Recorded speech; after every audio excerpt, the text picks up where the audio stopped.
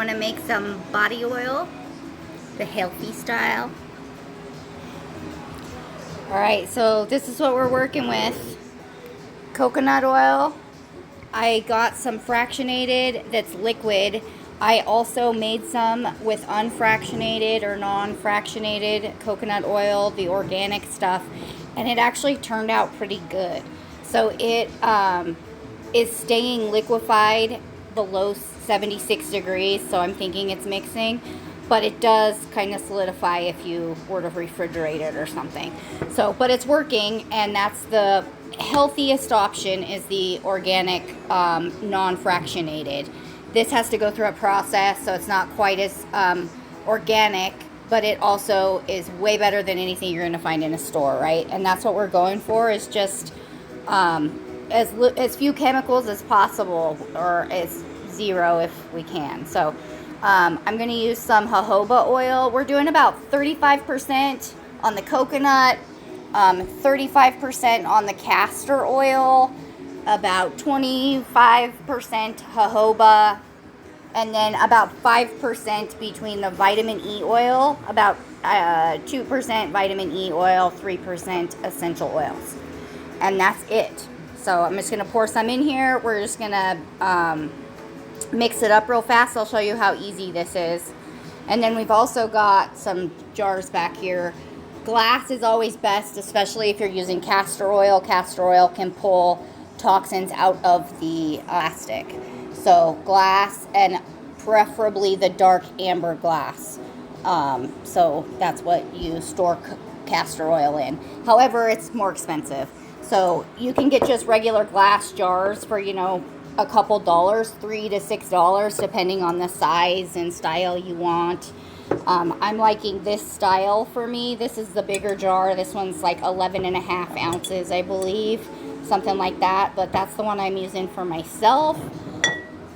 These are 8-ounce, really cute, just little 8-ounce jars. And then these are plastic, and you can get these for, you know, these were, I think, like 99 cents or something. But I think in bulk, you know, obviously I could get them for a better deal. But anyway, that's where we're at. Let me show you. The castor oil is really thick and tacky when you use it by itself. It's amazing, though, if you want a deep, deep moisturizer for overnight or something. It's amazing, and I use it straight sometimes on my face as well. I love it. All right, we're going to do about half a cup of jojoba for vitamin E. You don't need much. This is more of a, it makes the oils last longer. It's like a preservative, natural preservative for the other oils. So that's it. I'm going to mix it up.